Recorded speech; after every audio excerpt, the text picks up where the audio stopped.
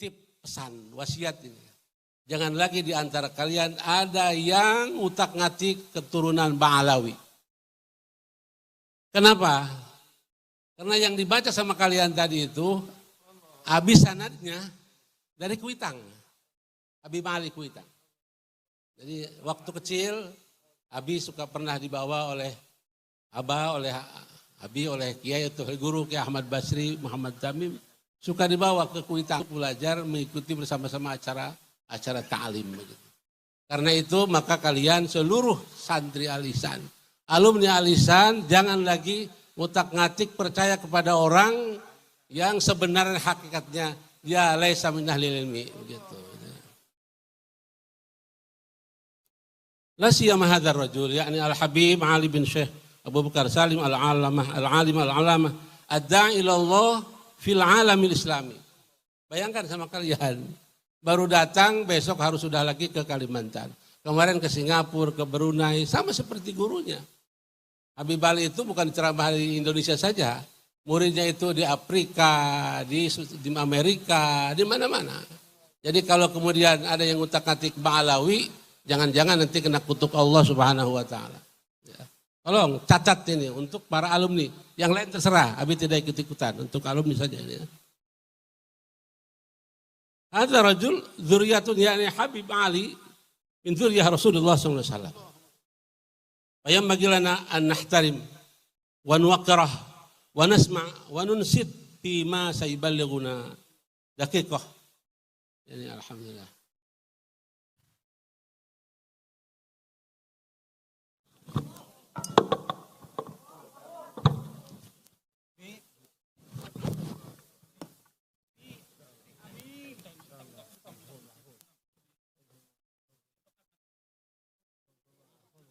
Mat Imaduddin, ya, datanglah ke Bojonegoro. Tak sodok pantatmu pakai gagang pacul, ya.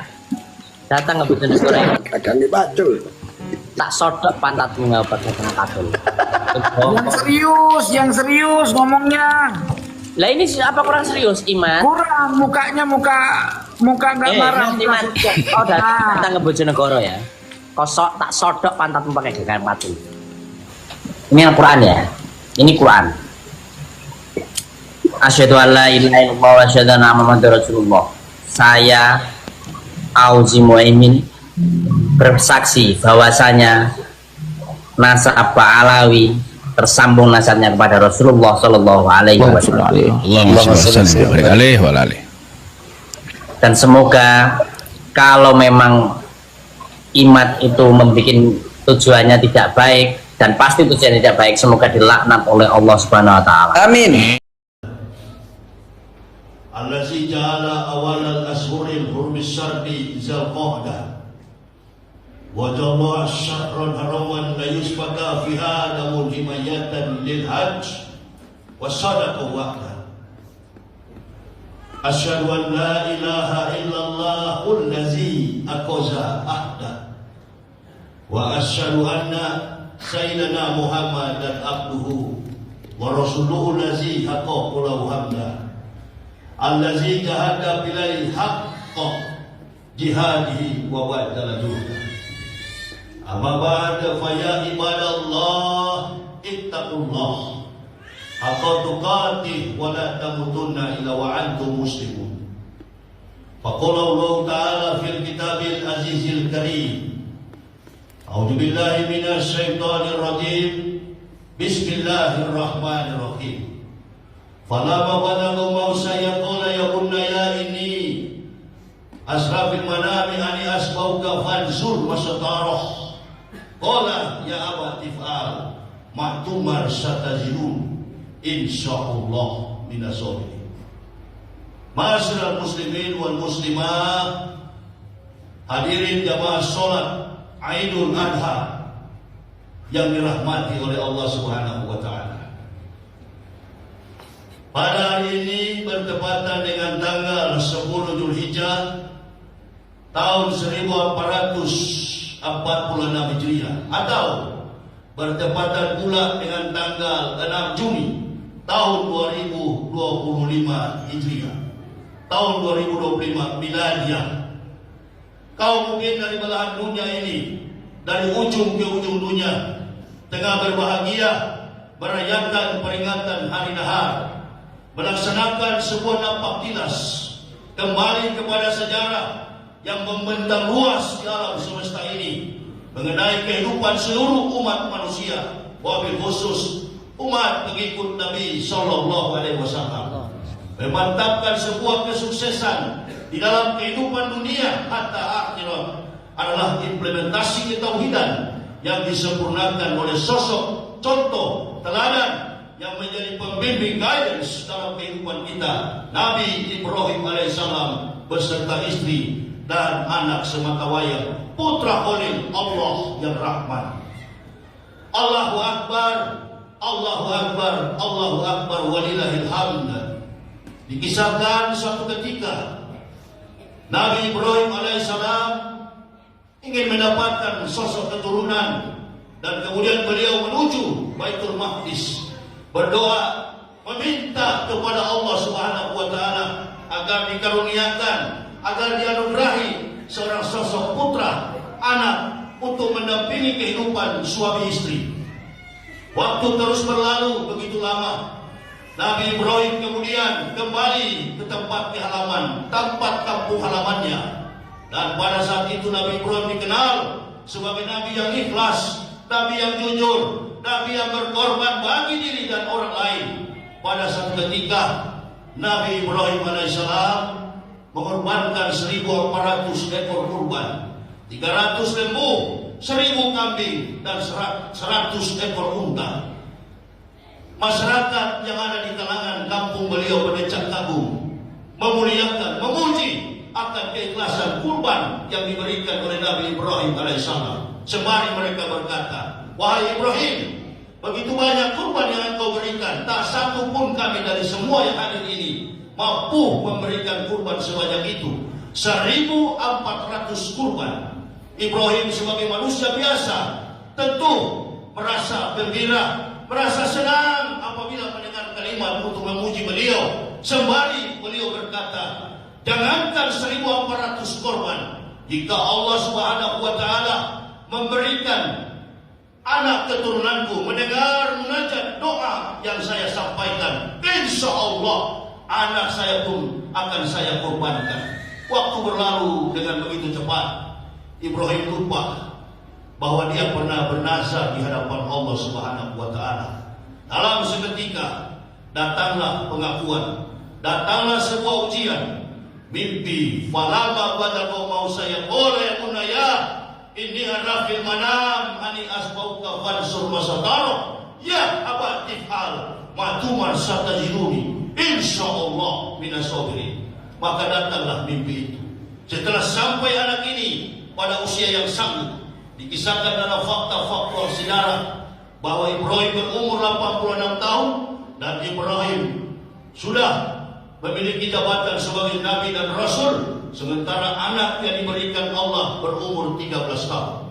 Ismail, putra sematawayang, putra Khalil Allah yang Rahman, berkata kepada anaknya Ismail, wahai anakku, aku akan menyembelih engkau. Ya bunaya, ini asrafil manam, ani asbauka fansur masatara.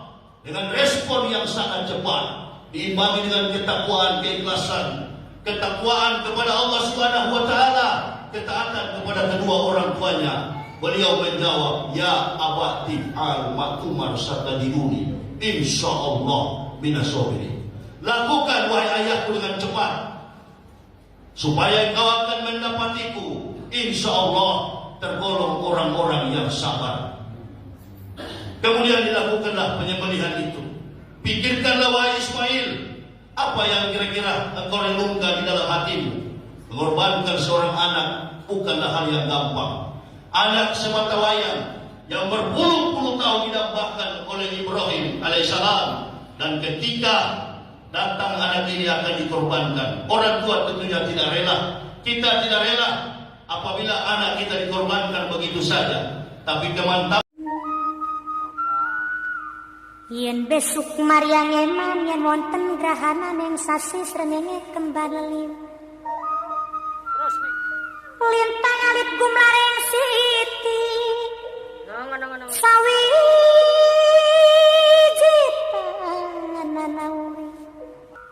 diciptanana urip mung isun karo sampean mati ya mungkin suwarga.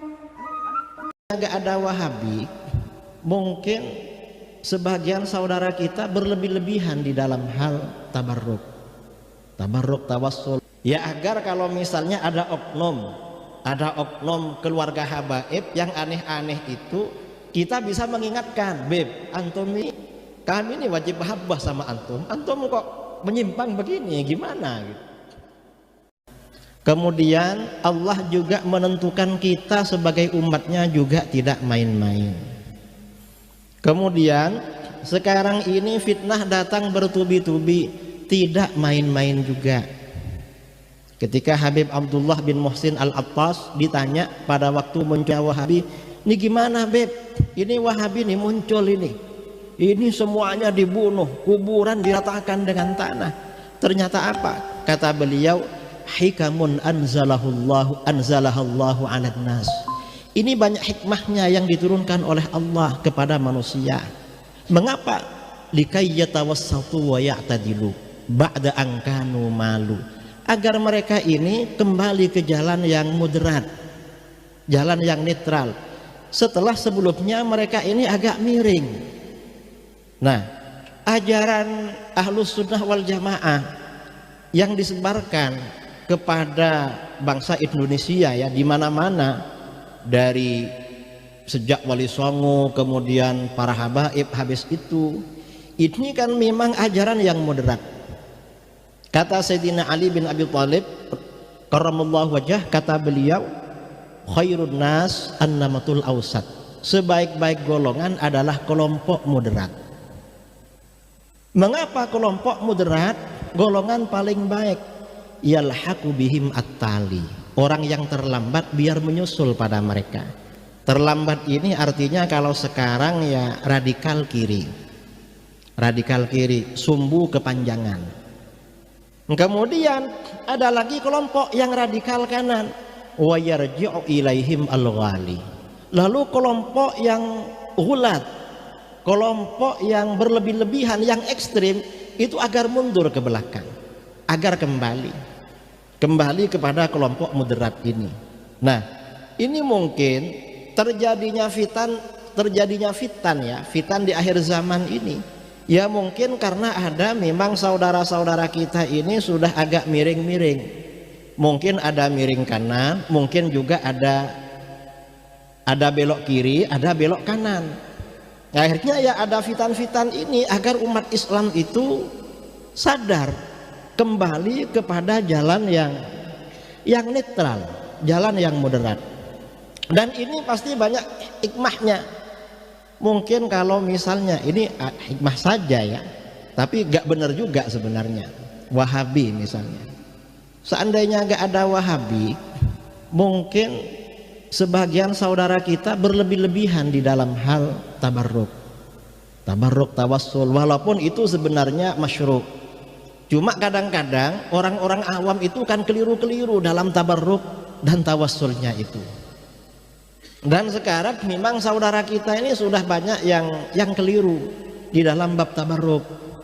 20 tahun yang lalu, 25 tahun yang lalu, kalau kita ziarah ke sebagian makam Wali Songo di Ampel misalnya, laki dan perempuan itu terpisah. Yang perempuan sebelah timur, laki-laki sebelah barat. Belakangan ini laki-laki dan perempuan ngumpul. Jadi kadang-kadang baca Quran sendirian, tiba-tiba dikerubungi perempuan. Sekarang ini. Dan ini ya memang para asatid, para habaib perlu bersuara. Memang ini benar, tapi jangan terlalu begitu. Ini artinya kan memang dari waktu ke waktu memang perlu.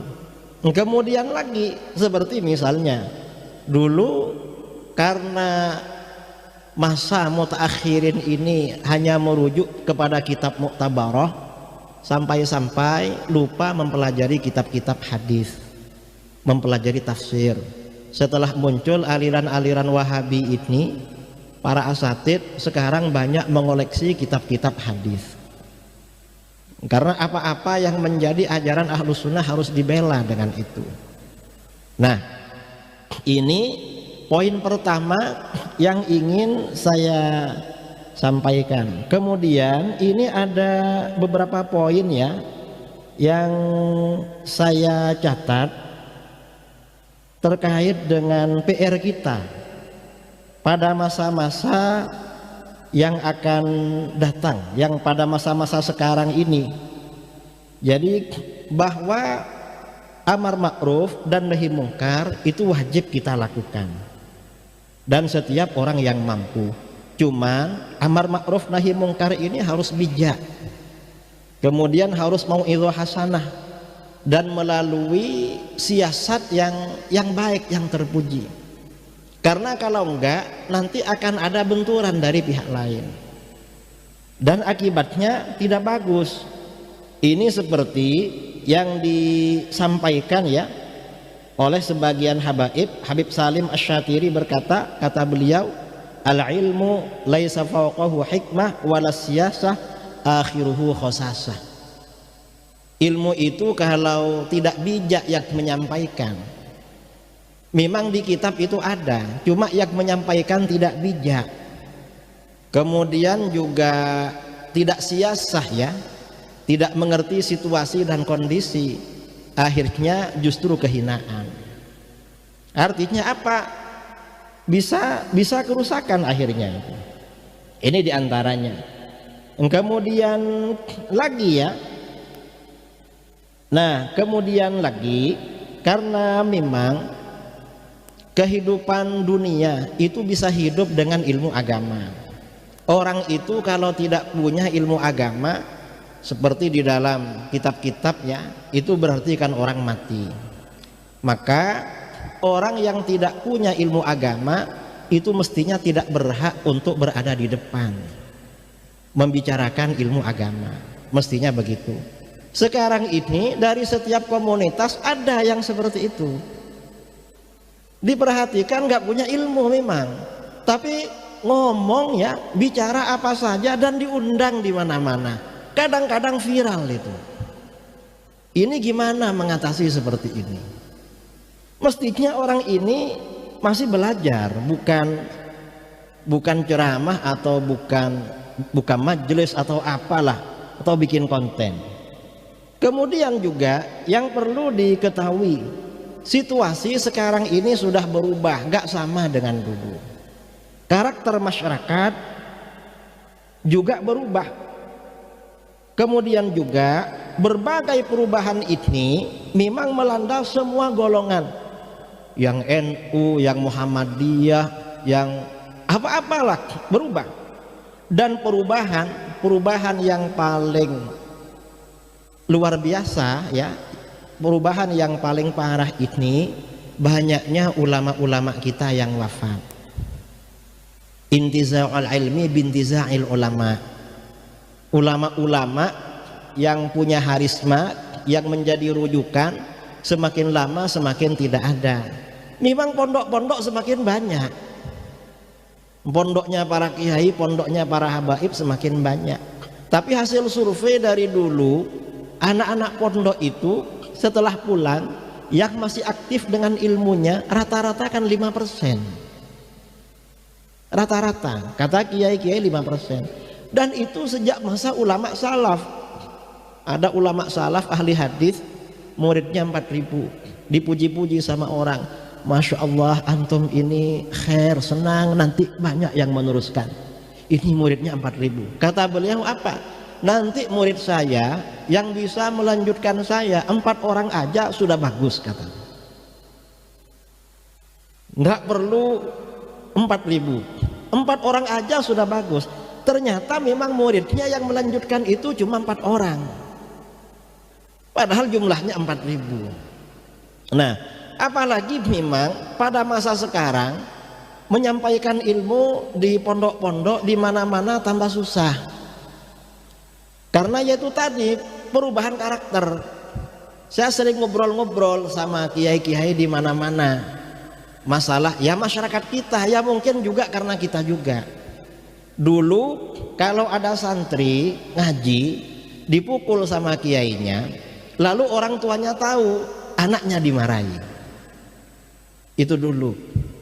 Sekarang ini kalau ada santri, ada di pondok nakal, lalu telinganya diselentik ya, telinganya itu nanti anaknya lapor sama orang tuanya, kemudian orang tuanya nanti lapor polisi, ustadznya dipenjara 6 bulan. Dan ini ada saudara, ada sekarang. Kadang-kadang ini keluhan dari para kiai-kiai ya, para di mana-mana. Jadi kadang-kadang sudah anaknya itu di pondok itu murah, kadang ustadznya biar tetap mondok juga cari dana untuk anaknya. Ini kadang-kadang orang tuanya ketika mengambil ngajak pulang itu kurang perhatian sama gurunya, kurang hormat. Artinya apa? Ketika bikin pondok sekarang itu yang perlu dididik ternyata bukan cuma anaknya, ternyata orang tuanya juga, atau mungkin ustadznya juga sebenarnya. Ini di mana-mana memang. Jadi ini memang perubahan ya, terjadi perubahan. Kalau dulu memang karena dulu banyak orang-orang alim, majelis-majelis ilmu itu biasanya yang tasaddur, yang menyampaikan, yang baca kitab itu orang-orang alim. Orang-orang alim dan zuhud lah orang-orang dulu itu. Sekarang ini majelis banyak sekali. Ya kita tidak suudzon, karena sebagian dari sahibul majelis itu yang disampaikan tidak sesuai dengan ilmu kadang-kadang. Ini termasuk fitnah pada masa sekarang. Kemudian dari situ akhirnya akan muncul yang namanya fitnah-fitnah itu. Dan ini dari semua kalangan. Fitnah-fitnah seperti ini, fitnah-fitnah pikiran yang tidak sesuai. Lah kalau ada orang menyampaikan pikiran-pikiran nggak sesuai dengan ajaran Islam, nggak sesuai dengan ajaran as-salaf ya, dan ini dari semua golongan, dari NU ya ada, dari Muhammadiyah ada, dari Rabithah Alawiyah ada juga yang begini, dan mereka ini rukun biasanya. Yang satu frekuensi beda aliran kok rukun orang ini. Dan ini sama-sama ada. Ya karena itu tadi memang zaman semakin akhir ilmu ini semakin dikurangi oleh Allah. Dan ini menjadi PR bagi kita. Gimana menghadapinya? Kemudian juga ya, kita ini perlu membangun sinergi sesama tokoh-tokoh atau sesama ormas-ormas. Untuk apa? Untuk menjaga umat Islam, untuk mengayomi umat Islam. Makanya pesan baginda Rasulullah SAW, alaikum bil jamaah.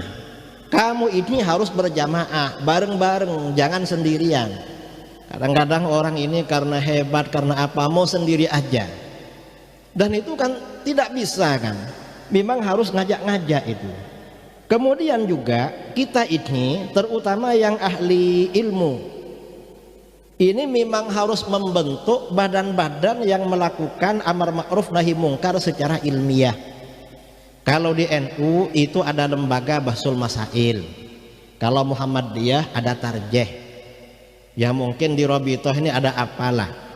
Karena hal-hal ya, karena banyak hal-hal. Saya ini kan lahir dari keluarga muhibbin. Makanya diberi nama Idrus. Saya heran juga dulu. Saya ini kok namanya Idrus, padahal ayah saya, kakek saya ke atas, saya tanya sama saudara-saudara, gak ada yang namanya Idrus.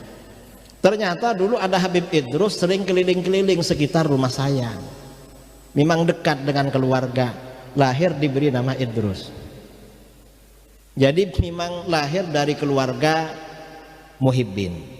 Nah yang ingin saya sampaikan, mungkin karena saya ini lahir dari keluarga muhibbin, kemana-mana sering ditemui habaib memang.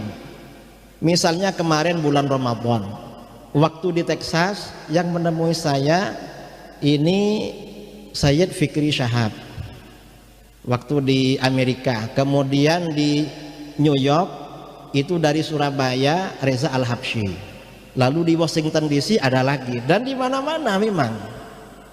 Mungkin karena wah ini pasti muhibbin ini, namanya aja sudah Idrus gitu, mungkin begitu. Nah, cuman karena saya ini mungkin muhibbin, saya ngisi di mana-mana. Ini sampai sekarang saya sudah 17 hari belum pulang ke rumah. Sebenarnya mau pulang malam ini, cuma Habib Taufik diminta ke sini. Akhirnya sudah nyampe Madura, tadi pagi ngisi di Madura, balik lagi ke Jakarta. Saya kemarin pagi dari Lampung. Tadi malam ngisi Maulid di Malang, terus tadi pagi di Pamekasan, terus ke sini. Ya besok ya ke timur lagi. Insya Allah mungkin pas 19 hari baru pulang nyampe rumah. Nah, di mana-mana kalau berjumpa dengan daerah-daerah yang memang banyak habaibnya, sebagian orang-orang ini banyak menyampaikan pada saya hal-hal yang berkaitan dengan kalangan habaib. Dan ini sebagian itu memang perlu dijelaskan. Seperti yang kalau terjadi di NU itu kan namanya bahsul masail. Setiap ada persoalan, biasanya ustadz-ustadz, para kiai kan bahsul masail. Ini sebenarnya bagaimana? Nah, sebenarnya saya perhatikan di kalangan para habaib masalah-masalah seperti itu ada juga. Dan sampai sekarang ini belum ada bahsul masail atau fatwa atau apa yang begini ini hukumnya bagaimana sebenarnya. Banyak terjadi. Dan ini kan saya kira ini perlu memang ya, di Rabithah Alawiyah ini ada lembaga yang seperti itu. Ya agar kalau misalnya ada oknum keluarga habaib yang aneh-aneh itu, kita bisa mengingatkan, Beb, antum ini, kami ini wajib mahabbah sama antum kok menyimpang begini, gimana gitu. Jadi perlu, saya kira memang perlu. Jadi kalau ada hal-hal, ada orang ya bukan ahli ilmu berbicara agama, dan ini dari berbagai kalangan. Dan kalau di setiap kelompok, misalnya termasuk di kalangan habaib, ada yang memperhatikan isu-isu yang seperti itu, mungkin itu mudah mengatasi yang berkaitan dengan masalah-masalah seperti ini. Nah, ini saya kira ya beberapa hal yang perlu saya sampaikan, masukan-masukan, karena hal yang seperti ini juga perlu menjadi masukan pada kelompok-kelompok lain. Saya perhatikan ulama-ulama Mesir sendiri sekarang ini juga banyak yang cemas, yang gelisah. Mengapa? Karena termasuk di internal kalangan sufi. Kita ini kan sufi kan. Di internal kalangan sufi ini juga banyak penyimpangan-penyimpangan pada masa sekarang. Baik itu yang dilakukan oleh mursyid atau oleh murid atau siapa. Dan ini saya kira terjadi di semua kalangan, di mana-mana kalau diperhatikan. Jadi ini saya kira ya hal-hal yang perlu saya sampaikan. Karena memang ya, memang juga perlu ya di kalangan para habaib ini perlu disampaikan di dalam sebagian hadis-hadis bahwa ada ahlul bait, di mana Rasulullah SAW tahu kalau orang ini ahlul bait, tapi ketika menghampiri baginda di Al-Kautsar Rasulullah gak mau. Ini perlu disampaikan juga.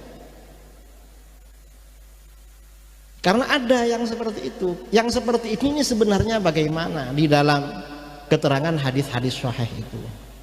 Mengapa? Ya biar inilah fitnah-fitnah yang terjadi seperti pada masa sekarang ini bisa cepat selesai. Tapi ya memang akhir zaman ya selesai, mungkin nanti pindah fitnah lagi. Dan fitnah ini hampir merata di mana-mana di Indonesia.